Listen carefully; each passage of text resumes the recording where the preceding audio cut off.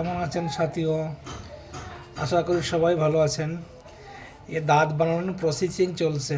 নাপ নিয়েছিলাম, এখন সে নাপটা প্লাস্টার বা প্যারিস দিয়ে জমিয়ে সে নাপটা এখন খুলে নিলাম। বেরিয়ে গেছে দাঁত।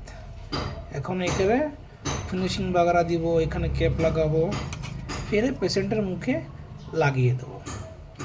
ये सब प्रोसेसिंग बोले कटिंग होता है। जब फिक्स दांत लगाई ना, আমরা যখন ফিক্স দাঁত লাগাতে যাই, पहले दाঁতের रूट कैनाल करती हैं। रूट कैनाल করে সপ্তাহভর रूट कैनाल করে इसको सफाई वगैरह করে মাছটা ঢেলে তারপরে কাটিং করেছিলাম। এখন নাপ নিয়েছি, এই একটা আর একটাও আছে, এই আর একটা, আর দুটো প্যাকিং হয়ে গেছে।